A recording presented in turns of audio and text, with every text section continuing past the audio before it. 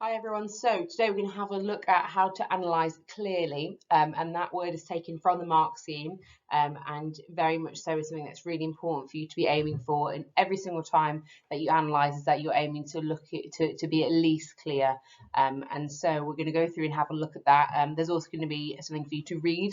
If you could load up in the comments, no, in the description, not in the comments, in the description, there'll be a Dropbox link to an extract from the yellow wallpaper, which is actually really good text to have a look at. It's very short, and it's a really good example of kind of early writings on mental health. And it's quite interesting to have a look at. Actually, it's something that I looked at uni. Okay, right, so gonna firstly then, whenever there's a question up, you just have a go writing it down at the same time, and have a go answering it. So what does it mean to analyze something? Okay, so have a think. I actually found this quite hard when I was your age to really understand what it meant to analyze, what it meant to be critical. And so we're just going to try and break it down today in this video so that we can try and understand the kind of the inner workings of analysis in order for you to be able to analyze clearly. Okay. So then, to analyze something is to examine something methodically and in detail, typically in order to explain it and interpret it. So we analyze something in order to understand it better, in order to be able to explain it to someone else. A famous quote is that if you understand something, I think it's Einstein. If you understand something, you're able to explain it in one sentence. When we analyze something, we really break it down and are able then to reteach it to someone else, for example. So if you just get the definition down, you would really think today about how we can look at things methodically. So being methodical is really important when we're doing something clearly, because we're looking at it, this verse, then this, then this, then this. So we're going to make sure that we're methodical, that we write about it in detail, and that we're explaining it and interpreting it in our own words. So I actually really like that definition. Okay then, right, so this is just in my words then. In order to analyse in English, we try to understand the author's intent, why they wrote it, as well as understand how they wrote it. So the lexical choices, just the word choices, language and structural techniques, and then the subsequent impact on the reader, how it makes them feel, imagine and think. So for me, if you go through this checklist in your head when you're writing a paragraph, you should be able to achieve clear analysis. The authorial intent, how they wrote it through methods, and the impact on the reader, those three things. Okay, and some of you will intuitively, so naturally kind of do this. For some of you, it's going to have to be, really trying to, kind of memorize those three things and be able to methodically go through them in your paragraphs.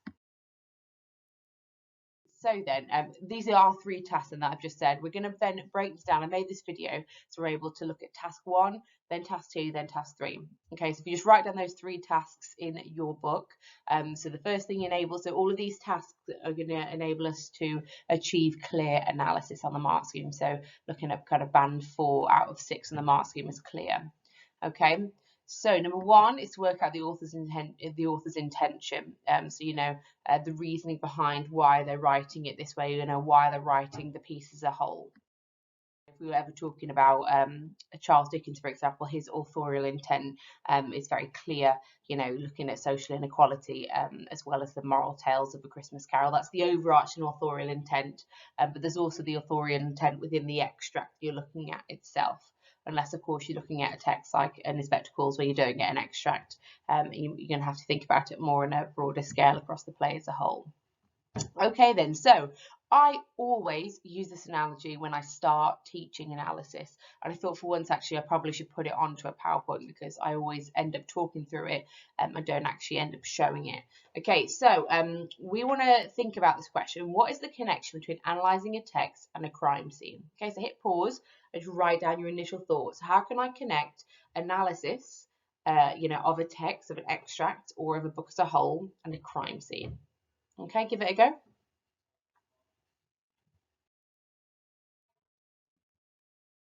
Okay, right, so we're going to come back to this. The most important thing that you must do in your exam is answer the question. That's the only reason we're analysing this text. In order to get evidence together, to answer those questions, to get your marks, you are the detective. So you might have written down, for example, that when we analyse something, we look for evidence. We get evidence in our paragraphs. In Petal, for example, the E stands for evidence. Just as in a crime scene, we are the detective. Okay, and that's how you're gonna try and flip your thinking and analysis. That it's not like, oh, there's so much for me to look at. It's actually like the examiners have left you hints and clues in that extract. They will never give you an extract where there's not stuff, not lots of stuff to look at, whether it's language or literature. There's always going to be loads and loads to unpick. And actually, and we'll talk about it in another video, perceptive analysis is picking out the evidence that's less obvious. Just to get clear marks, you can pick out clear, obvious evidence. You don't have to, try and find really, really unusual ideas just to get to the clear band. Okay, so we are going to be the text detectives now. That's quite a hard thing to say. Okay, so let's pretend that we're looking at an extract from a fictional text. It's a bit like being at a crime scene. There's lots of clues there. However, it's up to you to collect this evidence and create a coherent argument for the judge. That's really important. Most students can pick out a couple of quotes, and say, this quote here and this quote here. Okay, but it's another skill to then create a coherent argument. I watch loads of crime documentaries, and they always talk about how it's sometimes less about the evidence and more about creating a compelling story for the jury and the judge. It's more about being able to say, well, actually, this evidence tells me this, which tells me this and this.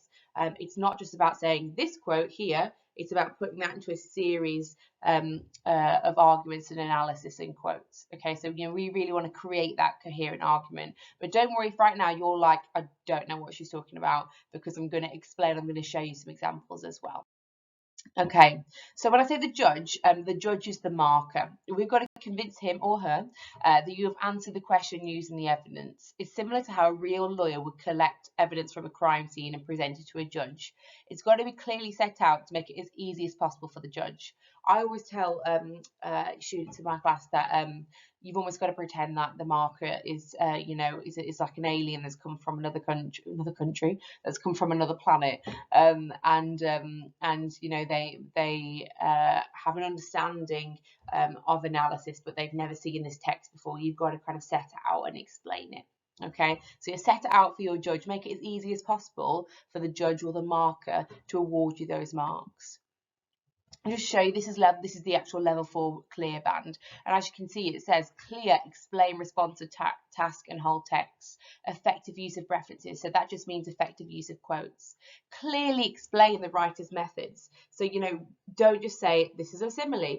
Actually show why have they picked that simile. Okay, I remember there was one from a mock before where a lot of my students looked at. It was to do with surfing and waves. I think it talked about the belly of the wave.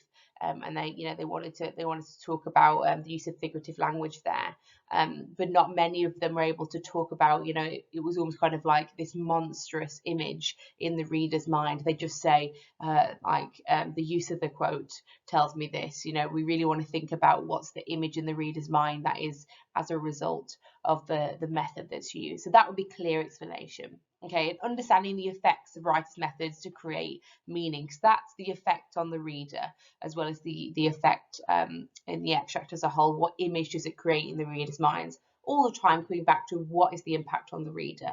It's this reader response approach. How does the reader interpret the extract based on the language that's used? And then for literature, you need to be able to have a clear understanding of contextual factors as well. But for language, you wouldn't do that because it's an unseen extract. Okay then, so we're going to run through an example. What I'm going to ask you to do now is I'm going to ask you to pause the video and I'm going to ask you to read through the whole extract of the yellow wallpaper that is found in the description, and it's by Charlotte Perkins Gilman. It's a fantastic extract, actually.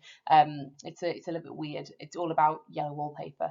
So if you could pause the video now and take a read through it, please, and then come back to it when you're ready.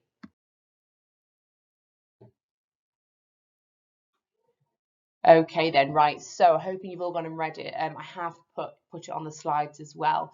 You can always pause it and read it here if you want, but I know the video will cut a little bit of the text at the bottom. So this, I don't want to spoil the story for some of you that might want to go and read it, but this story is available online for free, and it's all about a lady who has got postpartum depression. So she's just had a child, and then the hormones and everything from that has made her develop this depression. But at the time, because this was written, I believe, in the 1800s. At the time, it wouldn't have been seen as postpartum depression. They just thought that she was going a little bit crazy. She was prescribed something called rest cure. A rest cure is where you're not allowed to write anything, read anything, engage in any activities. You were literally meant to just lie in your bed all day, and it's meant to get rid of the depression. Now, obviously, now knowing what we know about mental health now, rest cure is not seen as something that's effective. In fact, you should be trying to keep your mind busy. So here we see that the rest cure, ends up creating this obsession with the wallpaper because it's one of the only things that her mind can engage with. And if you don't understand all the words in this extract, that's absolutely fine. It's about focusing the words you do know. Okay. What we're going to do is then we're going to write this question down. How does the writer use language here to convey the narrator's views on the wallpaper? Now, that's actually a very easy question. Okay, most of the time they're going to be very easy questions. It's going to be more about you unpicking and cleverly, picking out interesting ideas from that. Okay, so how does the writer use language here to convey the narrator's views on the wallpaper? So let's think firstly, I always say, what are the buzzwords in the question? Okay, in other words, what are the important words in this question that you must focus on in order to answer it? Okay, it's otherwise known as, keywords. Okay, but I always just say buzzwords. I don't really know why. So for me, these are the important words that I use. How? So how is it done? Because how tells me that I need to look at methods. Okay, I'm always looking at the first word in the question because that's going to tell me what to write, what to focus on, which is the writer's methods. How does the writer use language? Again, I'm looking at the lexical choices, so the word choices here to convey the narrator's views. What I need to know what the narrator feels about the wallpaper, not anyone else, the narrator on the wallpaper. Okay, clearly, arguably the most important word here is the wallpaper because you're not looking at anything other than her opinions on the wallpaper. Okay, too many pupils will go off and write about something different. Okay, this extract is quite easy to focus on the wallpaper because literally nearly all of it is about it. Okay, so you've got to answer it clearly. You have to use the words in the question 2 to 3 times per paragraph. I don't care if you feel like you're repeating yourself. It doesn't matter. To be clear, use the words in the question. I cannot say that enough. Too many students don't reach the clear band because they don't refer back to the question enough. It is so easy to reach the clear band if you keep going back to the question, okay, and use synonyms of these words, which means words that mean similar things. So you'll find in a little bit, instead of using views, I might say the narrator's reaction to the wallpaper, okay, makes it sound like I'm not just repeating the question, when in fact I am. I'm just swapping in other words I know. Okay, that little green scroll there is super important. If I was you, I would write that down, okay, because that's, for me, just the easiest hack to reaching the clear band is just to use words in the question, okay. So let's go back to task 1 then, which is to work out the author's intention. So let's make a mind map of the reasons why the narrator keeps talking about the wallpaper. Why would someone keep going on about it? Okay, so hit pause, please. Go back to the extract and have a think. Why is the narrator talking about the wallpaper? Why would someone keep going on about it? Okay, right, so she's got nothing else to think about or discuss. She really likes the wallpaper. She really dislikes the wallpaper. She is obsessed with the wallpaper. She is fascinated with the wallpaper. The wallpaper is going to be really important to the narrative. Okay, so there's 1, 2, 3, 4, 5 to 6 different things here. This is an 8-mark question. I say to my pupils that, you want to get at least 2 in-depth paragraphs. Okay, so that really is only 2 in-depth ideas. Some of you, if you're quite quick at the questions, might end up doing kind of 3 different ideas. Okay, but here we've got 6, which is great because it means we can talk about different things. And I'm going to pick up one of these in particular in a little bit, and I'm going to do an example for. Right, so task 1 is done. Let's look at task 2. Work out how they express this through their words and techniques. So locate, if you go do this, please, locate 3 quotes in the text that show me how the narrator feels about the yellow wallpaper. Explain how she feels about it. Okay, so find 3 quotes and then write down how she feels. So hit pause, please. Off you go. Okay, right, let's look at my 3 quotes then. I'm getting really fond of the room in spite of the wallpaper, perhaps because of the wallpaper. Okay, it's kind of a contradictory statement there. You know, 1 second she's saying she likes the room she's in despite the horrible wallpaper, but then she's like, well, maybe I like it because of the wallpaper. Okay, so she's quite conflicted about it. Number 2, the colour is hideous enough and unreliable enough and infuriating enough. Okay, I like that quote because I always think whenever there's a triple, so you know, hideous, unreliable, infuriating, so easy to analyse. You can talk about how it emphasises her feelings. I exhaust myself in trying to distinguish the order of its going in that direction. Okay, so she's exhausted watching the pattern of the paper on the walls. Okay, I could look like the pattern of my curtains, for example. Okay, it's like basically it's like she's staring at it, you know, for hours on end. Okay then, so I'm just going to continue on task 2 because I need to explain how she feels about it. Now there's going to be quite a lot on the screen, but you know, if you want to pause at any point and write stuff down, that's fine. Okay, so the colour is hideous enough and unreliable enough and infuriating enough. There's a use of a triplet here to emphasise just how much the narrator hated the yellow wallpaper. All 3 words are very negative adjectives. The easiest way to look at the impact of a word is to look at, is it positive or negative, and then describe the impact on the reader. If you can't find any language techniques, you're just going to talk about positive and negative words. It's that simple. Okay, and such an easy way for you to be able to get marks, because you can talk about the word and still get AO2 marks. Okay, AQA have said that you can say the word and still get marks for being able to talk about a language technique, because a word is a language technique. Okay, if you want to sound a bit fancy, you can say lexical choices. It's up to you. Okay, you can mix it up. Right, number 2 then. I exhaust myself in trying to distinguish the order it's going direction. Okay, please note these are just notes that I'm making here. This isn't my final paragraph. The the writer has the narrator use words. I exhaust myself to show that she is fascinated by the wallpaper. She finds it extremely intriguing. Okay. So in essence, I'm saying that she showed that she's fascinated, kind of obsessed with it because she's exhausting herself to do it. Okay, I could have talked about the individual word exhaust there if I wanted to go into a bit more detail, but this is just my notes. I'm getting really fond of the room in spite of the wallpaper, perhaps because of the wallpaper. So this shows that the narrator is herself conflicted about her opinions on the wallpaper. Okay, as she's focused, as it is the focus at the beginning of this extract, she begins talking about her fondness in spite of the wallpaper. Okay, so in essence, you know, 1 minute she's talking about she likes it, 1 minute she doesn't like it. So her feelings are conflicted. That's actually a slightly cleverer thing to say than just saying she hates it. Okay, I might say in one paragraph she's fascinated, but on the other paragraph she's really conflicted. And it's good to talk about 2 different things there, because then I'm giving a broader range of references and ideas in order to help me get to that clear band 4. Okay then, task 3. So task 2 is quite difficult because it's something that was, you know, really starting to analyse it in more depth. Now let's just think about the impact on the reader. So can you please choose one of the quotes that I just picked out, or a quote of your own? If you want to do it stretch and challenge, that's great. How does the reader feel about it when considering the question? I always find that my students kind of get a bit stuck when I ask how the reader feels. It's just literally, what is your initial gut reaction to that quote, you as an individual? Okay, take away the word reader. Okay, you can just say, how do I feel about it? Okay, so you know, if we're thinking about I exhaust myself in trying to distinguish the order it's going in that direction, the reader, so I imagine the narrator lying on her bed watching the wallpaper each and every hour, exhausting herself in her obsession with it. It's clear that she's got strong feelings towards it. The reader may also feel concerned about how strong these feelings are over something as dull as wallpaper.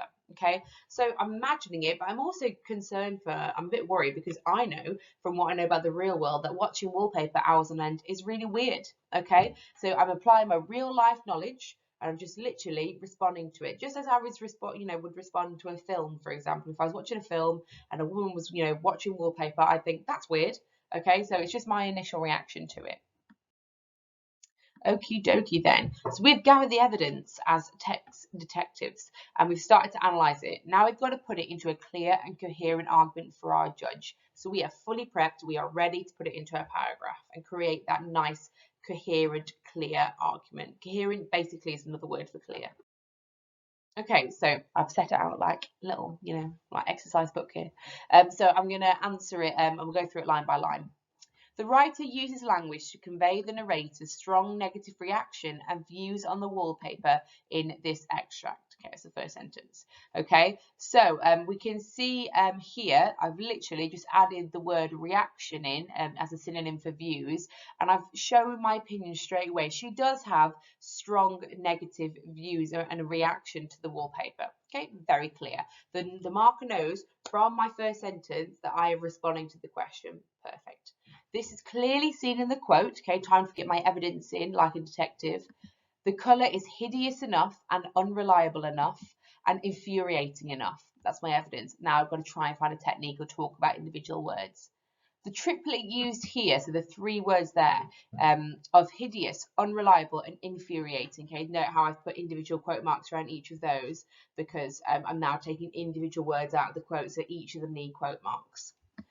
Strongly suggests that the narrator despised, showing off my vocab there, despised the wallpaper. Okay, what does it show? Those words are negative words, so they tell me that she hates the wallpaper. It's not like she's walked into the room and gone, oh, I don't really like it. She finds it infuriating, hideous, and unreliable. It's such a weird way of describing. If I describe my curtains as unreliable, it'd be really strange, okay? So it's fine to almost say, things, that's a weird way of describing it. The word hideous, so I'm picking out that word in particular because I know I can get some good ideas about it.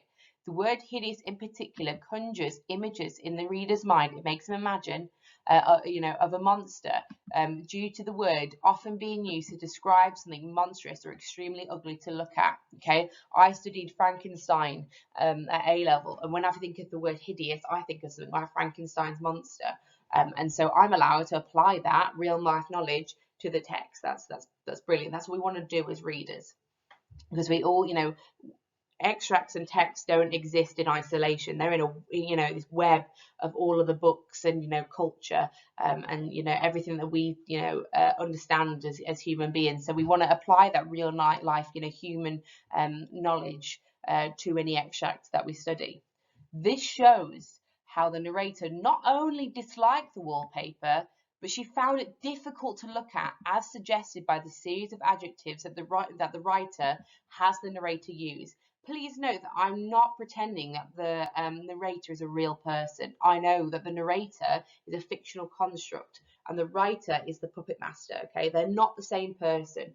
The narrator is a character, the writer is the person in charge of this narrator, like a puppet. Okay, that's why I'm saying the writer has the narrator do this. Okay, that clearly shows that I know that it's fictional, which is going to get me more AO2 marks, okay, because I know the narrator is just a device used by the writer, okay. And note that goes back to the question. The question is about how does the writer use language. This is not how the narrator uses language, because the narrator isn't real, okay. It's thus clear that the writer uses language here and elsewhere in the extract to convey the narrator's strongly negative opinions on the wallpaper. Okay, if you were to go through that and highlight the number of times that I used words from the question, you would find it multiple times. Okay, that is exactly what you need to do. If someone said to me, what do you want for dinner tonight? And I said, oh, the weather's nice. Okay, that is in essence what some pupils do that don't get to the clear band. They talk about the wrong thing or they don't use the words in the question. If someone says to me, what do you want for dinner tonight? I would probably respond, for dinner, I'd quite like to have some pizza, because I always want pizza, because I'm answering the question, okay? The main way that you are going to be able to get to the clear band is answering the question, and the easiest way to answer the question is to use the words in the question frequently and find evidence that backs it up, okay? And you can feel free to, write this down if you want, have it as a good example. And then if you can, go and have a go at finishing this off. Because if you get 2 of these in-depth paragraphs like this, that will be enough to help you get to that clear band. Okay. We have now gone through all 3 tasks. Okay, the judge is feeling happy. So, think back, have we clearly answered the question? All the time, go back and review your work. I know, and I do feel sorry for students doing the exams at the moment because of how, especially the language exams, how little time you get per mark. But even if you have 5 minutes at the end of the exam that you can, if you could take a few minutes away from the section B of your language, for example, a few minutes in the literature exam, just take a couple of minutes to proofread. I'm someone that really needs to proofread in order to if I'm writing quickly. So if you can just give a few minutes at the end, that is how I strongly suggest that. Okay, so if you can go and finish it off and have a go, maybe try and find some more language extracts to have a look at, or some literature extracts, and have a go. Can you be as clear as possible? Because that is the aim. Get to clear, and then once you've got to clear, you can start aiming higher and try and get to thoughtful, trying to get to perceptive. So remember to then use the words in the question, explain the narrator's views by analysing and inspecting the evidence, identify language techniques such as the word, and proofread to ensure it makes sense. Okay, hope that